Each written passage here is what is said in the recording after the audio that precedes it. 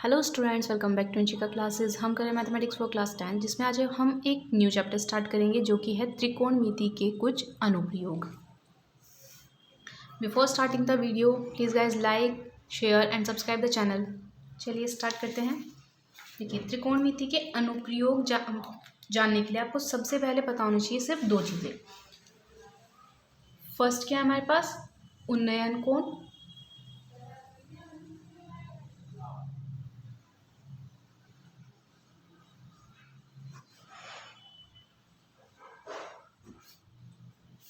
और सेकंड है हमारे पास अवनमन कोण।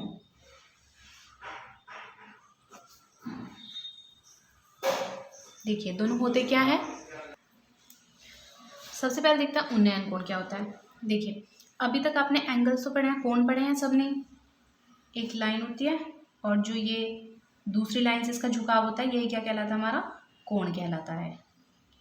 अब हमें वास्तविक जीवन पे जाना है। अनुप्रयोग का मतलब क्या है, जो रियल में हो सकता है, जिसे हम अपने दैनिक जीवन में देख सकते हैं, वो सब क्या कहलाता है, हमारे अनुप्रयोग। देखिए, अब आप यहाँ पे कोई मनुष्य है जो इधर साइड देख रहा है। देखिए, ये एक आँख है और ये आँख के सीध में एक सीधी लाइन जाएगी। आँख के बिल्कुल सामने अगर हम एक लाइन बनाए तो वो एक सीधी रेखा जाएगी। अगर ये व्यक्ति ऊपर की तरफ कुछ देख रहा है, माना ऊपर की तरफ कोई चील, कौवा या चिड़िया उड़ रही है, तो उस चिड़िया को देख रहा है, तो यहाँ पे इसकी आँख की सीध में और ये चिड़िया को देखने की दिशा में एक कोण बनेगा ना, उसको ही बोलते हैं उन्नयन कोण। यानी कि ऊपर की तरफ बनने वाला कोण क्या होता है, उन्नयन कोण। अगर आँख की सीध से कोण ऊपर की तरफ बने तो वो कहलाता है हमारा उन्नयन कोण। अगर सेम वही आँख है, इस आँख से कोई व्यक्ति नीचे की तरफ देख रहा है, जैसे ज़मीन पे किसी की पेंसिल पड़ी है और वो खड़ा होकर देख रहा है, तो कोण नीचे की तरफ बनेगा। ये नीचे की तरफ बनने वाला कोण कहलाता है अवनमन कोण।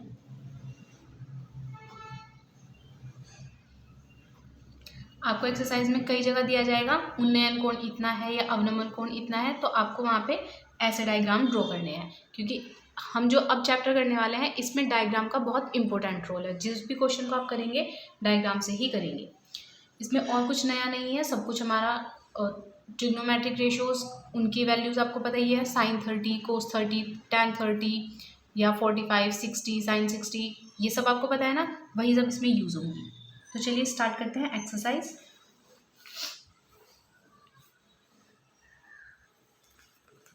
देखिए,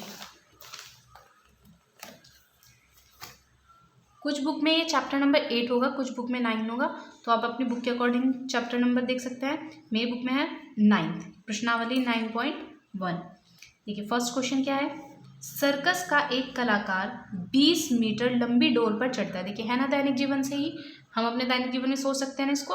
सर्कस का एक कलाकार है, 20 लंबी डोरी पर चढ़ रहा है, जो अच्छी तरह से तनी हुई है और भूमि पर सीधे लगे खंबे के शिखर से बंधा हुआ है। देखिए, ये एक डोरी है, इसे यहाँ पे बांध दिया है और भूमि में बांध दिया है। यदि भूमि स्तर के साथ डोर द्वारा बनाया गया कोण 30 हो, भूमि का स्तर ये है, डोर ये बंधी हुई है और इसके साथ कोण कितना कहा है, 30 हो, तो खंबे की ऊंचाई ज्ञात कीजिए। हमें ये ऊंचाई यानी कि ए बी ज्ञात करनी है।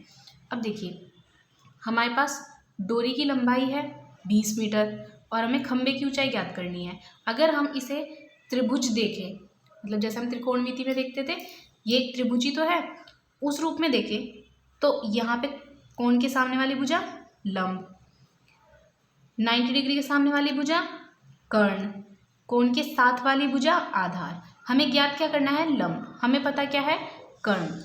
तो ऐसी कौन सी ट्रिग्नोमेट्रिक रेशो है जिसमें लंब और कर्ण दोनों आ जाए। हमें पता है साइन क्या होता है, लंब बटे कर्ण। तो हम यहाँ पे साइन थीटा की बात करेंगे। एक्सरसाइज 9.1 का फर्स्ट क्वेश्चन। देखिए, साइन की बात करेंगे हम। साइन एंगल कितना दिया है हमें, एंगल दिया है हमें 30, तो साइन 30 क्या होगा, लंब बटे कर्ण, लंब यानी कि ए बी अपॉन कर्ण यानी कि ए सी। अब साइन 30 की वैल्यू क्या होती है 1/2 और ए बी की वैल्यू हमें पता नहीं है तो ए बी को ए बी ही रहने देंगे और ए सी की वैल्यू कितनी है 20 तो इसकी वैल्यू 20 रख देंगे 20 मीटर। क्रॉस मल्टीप्लाई कीजिए तो ये आ जाएगा A B is equal to 20/2 metre. 2 एकम 2 यानी कि ए बी कितना आ गया हमारा 10 मीटर और यही हमारा आंसर होगा। तो यानी कि जो हमारे पास खंबा है खंबे की ऊंचाई कितनी होगी 10 मीटर। अतः खंबे की ऊंचाई बराबर 10 मीटर। इजी था। आई होप आपको ये क्वेश्चन समझ आया होगा। चलिए बढ़ते हैं नेक्स्ट क्वेश्चन की तरफ। Question number 2। देखिए क्या कहा है हमें।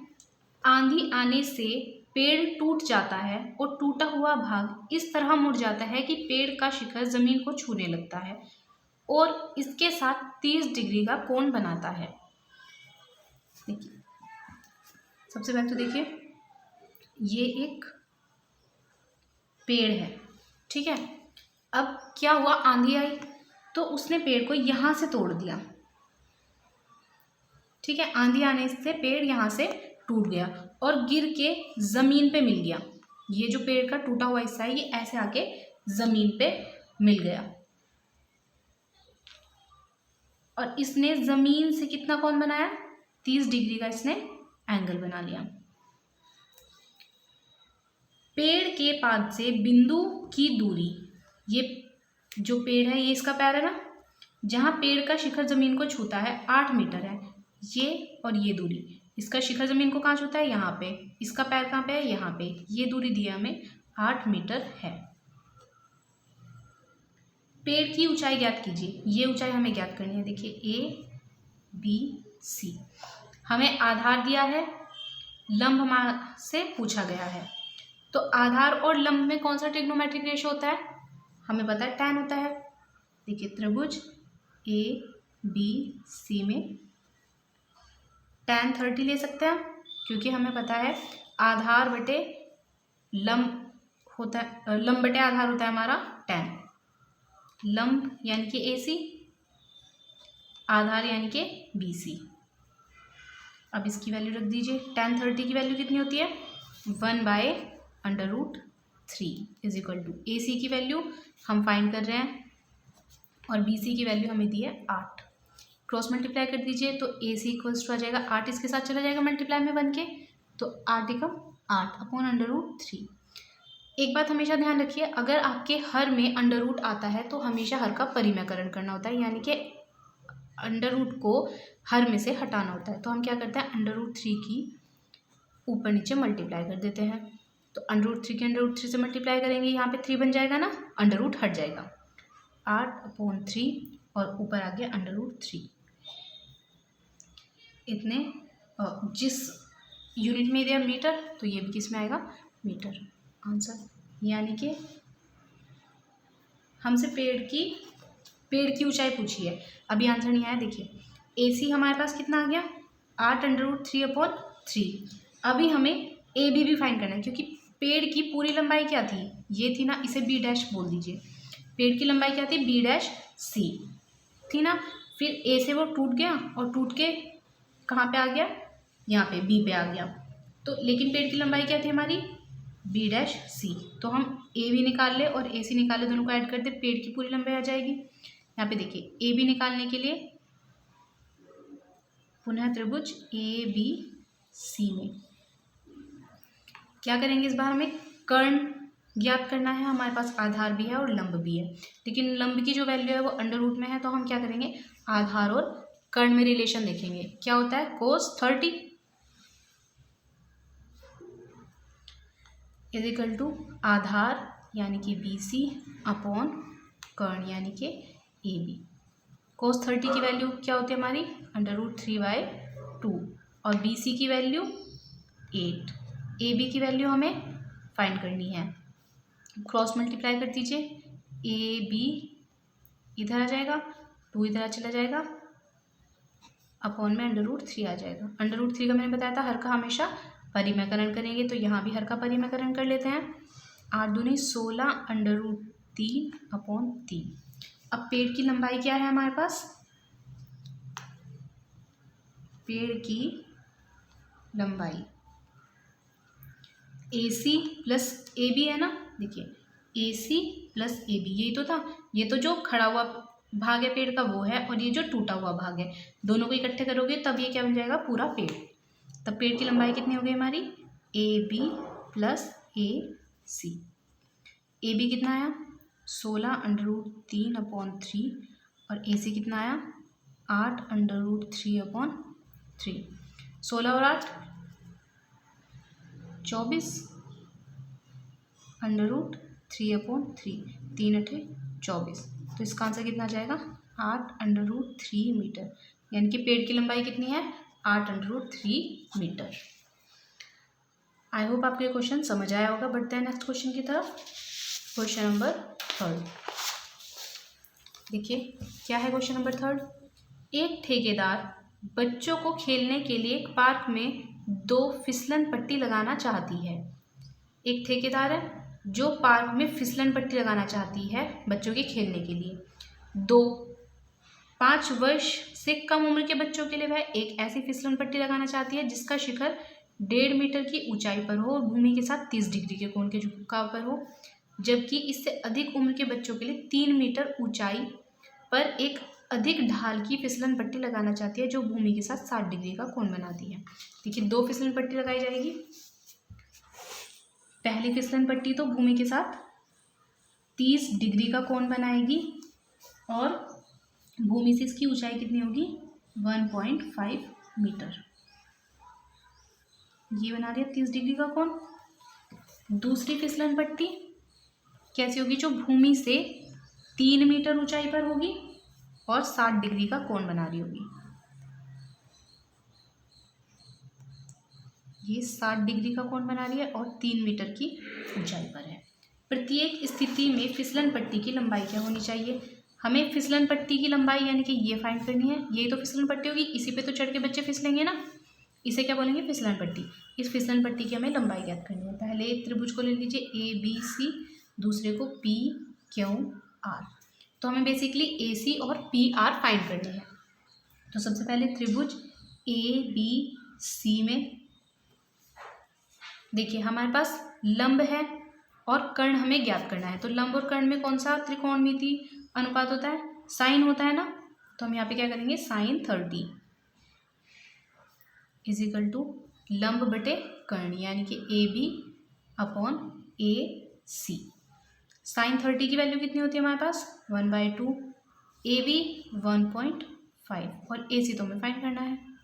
क्रॉस मल्टीप्लाई कर दीजिए, AC = 1.5 × 2। ये मीटर में है तो ये भी मीटर में रहेगा। 15 दूनी 30 यानी कि 3 मीटर। तो AC कितनी होनी चाहिए हमारी 3 मीटर। सेम इसमें देखिए त्रिभुज PQR में हमें सेम कर्ण ही चाहिए, तो सेम लगेगा हमारे पास साइन ही। sin 60 = क्या आएगा लंब यानी कि PQ अपॉन कर्ण यानी कि PR। sin 60 की वैल्यू √3/2, PQ 3 और PR तो हमने फाइंड ही करना है। क्रॉस मल्टीप्लाई कर दीजिए, PR = 3, 2 तो 3 के साथ मल्टीप्लाई में जाएगा और √3 अपॉन में आ जाएगा। √3 है तो फिर हम क्या करेंगे हर का परिमेयकरण, 3 दूनी 6 √3 और √3 के √3 से करेंगे तो 3, 3 दूनी 6, तो इसे हम लिख सकते हैं 2√3 मीटर। तो हमारे पास दोनों फिसलन पट्टी की क्या आ गई लंबाई आ गई। पहली क्या होगी हमारे पास 3 मीटर और दूसरी 2√3 मीटर। आई होप आपको ये क्वेश्चन भी अच्छे से समझ आया होगा। बढ़ते हैं नेक्स्ट क्वेश्चन की तरफ। Question number 4। देखिए क्वेश्चन नंबर 4 है क्या, भूमि के एक बिंदु से जो मीनार के पाद से 30 मीटर की दूरी पर है। भूमि का एक बिंदु है और एक मीनार है जिनके बीच की दूरी क्या है 30 मीटर है। मीनार के शिखर का उन्नयन कोण 30 डिग्री है। मीनार की ऊंचाई ज्ञात कीजिए। देखिए सबसे पहले तो हम ऐसी फिगर ड्रॉ कर लेते हैं। ये मीनार है, इसकी शिखर का भूमि से एक उन्नयन कोण बन रहा है कितने का 30 डिग्री का, और इस पाद बिंदु की भूमि के एक बिंदु से दूरी कितनी है? 30 मीटर। हमें क्या ज्ञात करनी है? मीनार की ऊंचाई। फिर से हमारे पास क्या हुआ? लंब हमें ज्ञात करना है और आधार हमारे पास है। लंब और आधार किस में आता है? टैन में। तो त्रिभुज ए बी सी में देखिए टैन 30 लंब बटे आधार यानी कि A B upon B C. Tan 30 की वैल्यू कितनी होती है हमारे पास? 1/√3। ए बी की वैल्यू तो हमें फाइंड ही करनी है और बी सी की वैल्यू कितनी होती है? 30। ए बी की वैल्यू फाइंड करनी है, क्रॉस मल्टीप्लाई करके 30 इधर आ जाएगा। तो A B is equal to 30/√3। अगर हर में हमारे पास अंडर रूट में है तो हम क्या करते हैं? हर का परिमेयकरण यानी कि √3 से ऊपर नीचे कर देंगे मल्टीप्लाई। ये हो जाएगा 30/√3/3। 3 एकम 3 यानी कि 10/√3। तो ए बी कितना है हमारा? 10/√3 मीटर। हाँ सर, आई होप आपको ये क्वेश्चन भी समझ आया होगा। चलिए बढ़ते हैं नेक्स्ट क्वेश्चन की तरफ। क्वेश्चन नंबर 5 देखिए, भूमि से 60 मीटर की ऊंचाई पर एक पतंग उड़ रही है। भूमि से कितनी ऊंचाई पर? 60 मीटर की ऊंचाई पर एक पतंग उड़ रही है। पतंग में लगी डोरी को अस्थायी रूप से भूमि के एक बिंदु से बांध दिया गया। भूमि के साथ डोरी का झुकाव 60 डिग्री है। यह मानकर कि डोरी में कोई ढील नहीं है, डोरी की लंबाई ज्ञात कीजिए। देखिए क्वेश्चन नंबर 6। ये क्या है? यहाँ पे पतंग उड़ रही है। कितनी ऊंचाई पर है? 60 मीटर की ऊंचाई पर है। 60 मीटर की ऊंचाई पर है जो, अच्छा ये 5th क्वेश्चन है। पतंग में लगी डोरी को अस्थायी रूप से भूमि के एक बिंदु पर बांध दिया गया। ये डोरी है पतंग से लगी हुई और ये यहाँ पे हमने बांध दिया अस्थायी रूप से। भूमि के साथ डोरी का झुकाव 60 डिग्री है। ये जो झुकाव है ये कितना है? 60 डिग्री। यह मानकर कि डोरी में कोई ढील नहीं है, ये डोरी बिल्कुल तनी हुई मान लिया है और डोरी की लंबाई यानी कि ये हमें ज्ञात करनी है। तो हमें ए सी हमें ज्ञात करनी है। त्रिभुज ए बी सी में देखिए हमें कर्ण ज्ञात करना है। लंब हमारे पास है तो हम कौन सा ट्रिग्नोमेट्रिक रेशियो लगाएंगे? साइन 60 क्या होता है हमारे पास? लंब यानी कि ए बी अपॉन कर्ण यानी कि ए सी। साइन 60 की वैल्यू कितनी होती है हमारे पास? √3/2 और ए बी की वैल्यू 60, ए सी की वैल्यू हम फाइंड करेंगे। क्रॉस मल्टीप्लाई कर दीजिए, ए सी इधर आ जाएगा 60 के साथ 2 और अपॉन में आ जाएगा √3। हर में फिर से √3 तो √3 से ऊपर नीचे मल्टीप्लाई करके हर का परिमेयकरण कर लेंगे। 60 दूनी 120 √3 और √3 की 3 से करेंगे तो 3, 3 चौक 12 तो 40/√3 मीटर। डोरी की लंबाई कितनी आ गई हमारे पास? 40/√3 मीटर। आई होप आपको ये क्वेश्चन भी अच्छे से समझ आया होगा। बढ़ते हैं नेक्स्ट क्वेश्चन की तरफ। क्वेश्चन नंबर 6 देखिए, क्वेश्चन नंबर 6 है क्या हमारे पास? 1 लंबा एक लड़का 30 मीटर ऊंचे एक भवन से कुछ दूरी पर खड़ा है। 1.5 मीटर लंबा एक लड़का है जो 30 मीटर ऊंचे भवन से कुछ दूरी पर खड़ा है। जब वह ऊंचे भवन की ओर जाता है, वह भवन की ओर चलना शुरू करता है, तब उसकी आंख से भवन के शिखर का उन्नयन कोण 30 डिग्री से 60 डिग्री हो जाता है। बताइए कि वह भवन से की ओर कितनी दूर तक चलकर गया है। देखिए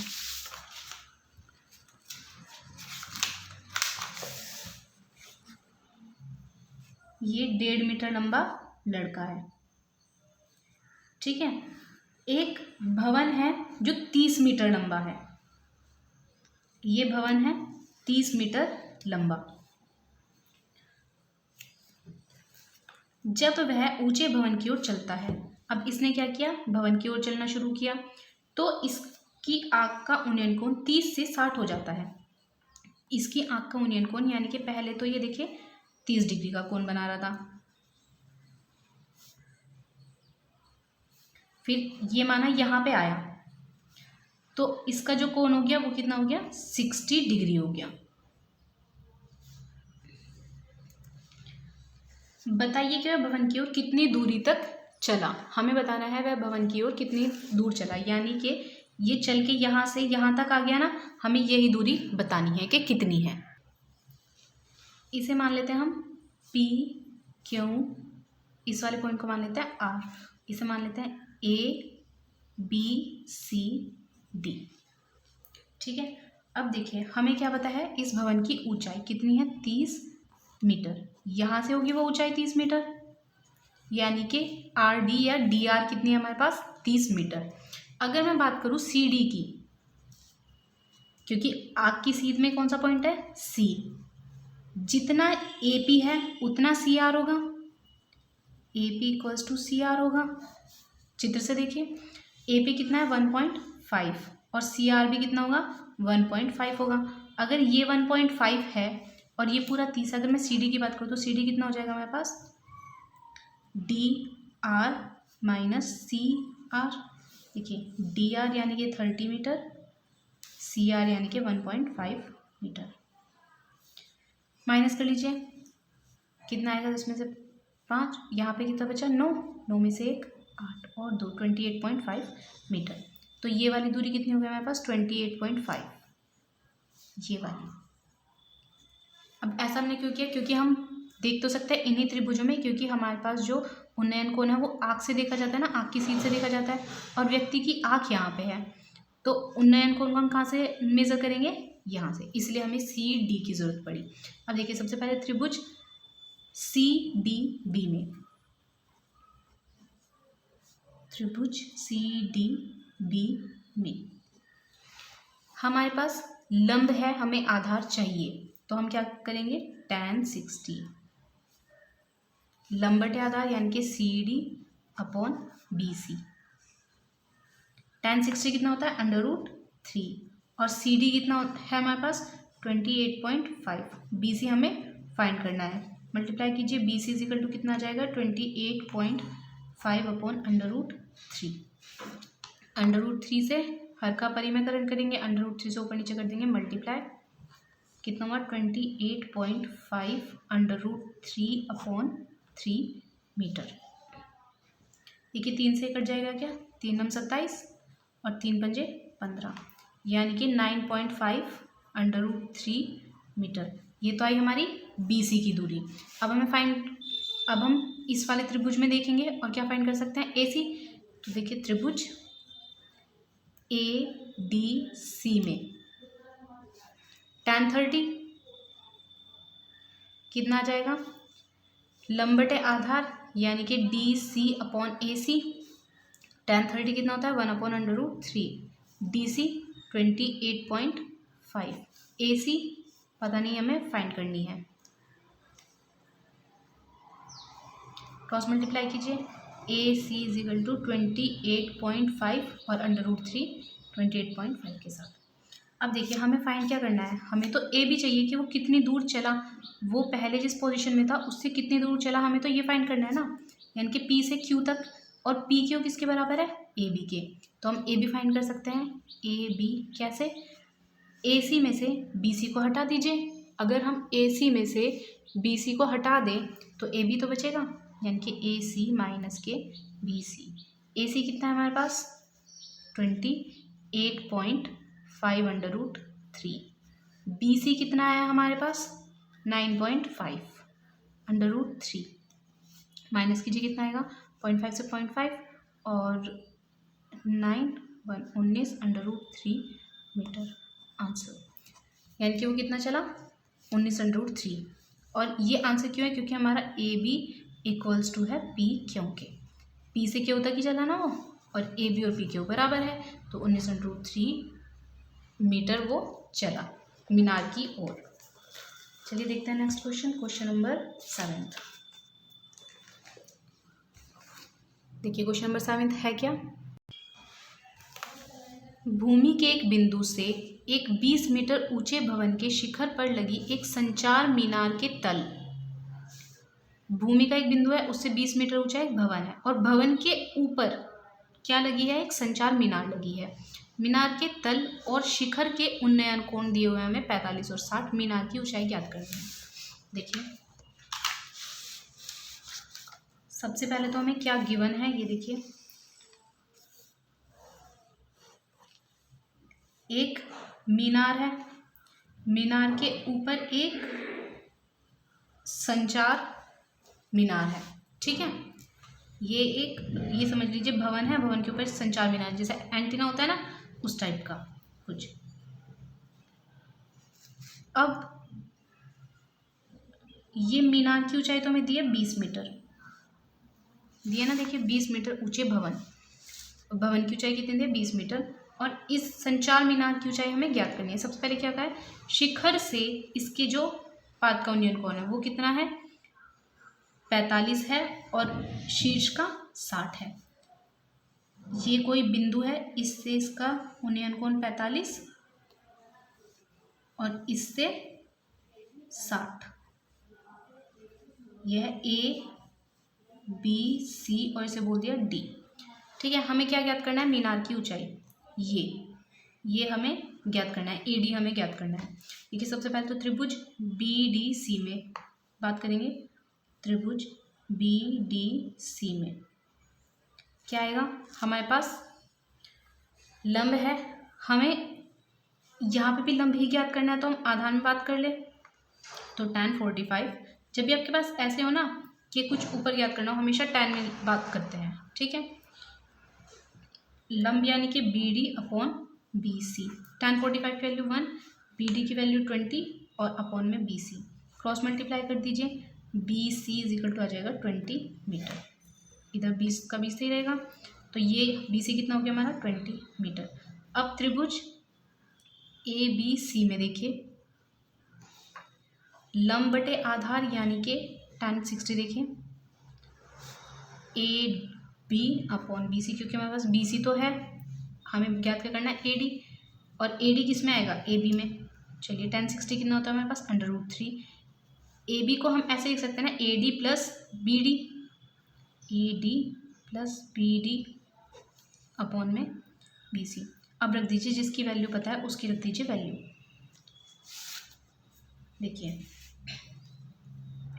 √3 is equal to, A D तो हमें फाइंड ही करना है, तो ए डी को ए डी रख लीजिए, बी सी की वैल्यू कितनी है 20, और बी डी की, और बी सी की भी 20 है, तो यहाँ पे भी 20, क्रॉस मल्टीप्लाई कीजिए हो जाएगा 20√3 is equal to A D plus 20 इधर आएगा माइनस में, A D is equal to 20√3 minus 20 ले लीजिए कॉमन, कितना आएगा √3 माइनस 1, तो इस मीनार की ऊंचाई कितनी है 20√3 माइनस 1 मीटर, यही हमारा आंसर है। आई होप आपको ये क्वेश्चन भी अच्छे से समझ आया होगा। बढ़ते हैं नेक्स्ट क्वेश्चन की तरफ, क्वेश्चन नंबर 8। देखिए क्वेश्चन नंबर 8 क्या है, एक पेडेस्टल के शिखर पर एक 1.6 मीटर ऊंची मूर्ति लगी है, एक पेडेस्टल है और उसके शिखर पे एक मूर्ति लगी है 1.6 मीटर की, भूमि के उस बिंदु से मूर्ति के शिखर का उन्नयन कोण 60 डिग्री है और उसी बिंदु से पेडेस्टल के शिखर का उन्नयन कोण 45 है, पेडेस्टल की ऊंचाई ज्ञात कीजिए। देखिए ऐसा है,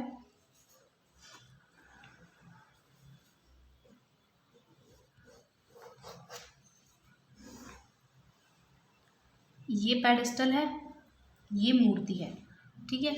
मूर्ति की ऊंचाई हमें दी है 1.6 मीटर, और हमें कहा है एक बिंदु से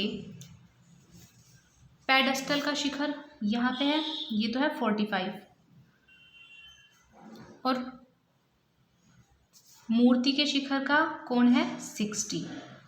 देखिए बिल्कुल पहले जैसे क्वेश्चन बन गया, सिर्फ हमें ये ज्ञात करना था तब, अब हमें ये ज्ञात है, कितना है ये 1.6।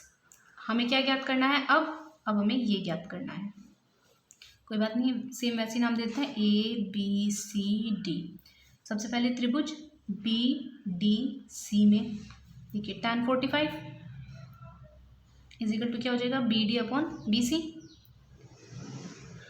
B D upon B C, 1 is equal to B D upon B C, या फिर B C is equal to B D. अब त्रिभुज ए बी सी में ये कितना हो जाएगा tan 60, लंब यानी कि A B upon B C, ठीक है। tan 60 की वैल्यू √3 और ए बी की वैल्यू तो हमें पता नहीं, लेकिन हम इसे लिख सकते हैं A D plus B D upon B C √3। A D की वैल्यू 1.6, हमें पता है B D equals to B C, और हमें क्या ज्ञात करना है, बी डी ज्ञात करना है। तो हम बी सी की जगह क्या कर देंगे, बी डी, जो हमें ज्ञात करना होता है पूरी इक्वेशन को उसी में चेंज कर लेते हैं। क्रॉस मल्टीप्लाई कीजिए, √3 B D is equal to 1.6 plus B D इधर आके माइनस का हो जाएगा, √3 B D minus B D is equal to 1.6। इसमें से बी डी ले लीजिए कॉमन, क्या आ जाएगा, √3 minus 1 is equal to 1.6, upon में चला जाएगा, B D is equal to 1.6 upon √3 minus 1। आपको बताया था जब भी अपॉन में अंडर हो तो ऊपर हम क्या करते हैं, हर का परिमेकरण करते हैं, √3 प्लस 1 और √3 प्लस 1 से ऊपर नीचे कर देंगे मल्टीप्लाई। ये देखिए a minus B A plus B का फॉर्मूला बन गया। इसे हम लिख सकते हैं 1.6 √3 प्लस 1 और √3 का स्क्वायर यानी कि 3, 1 का स्क्वायर 1, तो 1.6 √3 प्लस 1 अपॉन 2, 2 × 16। तो आंसर हमारा यहाँ पे लिख दूँ,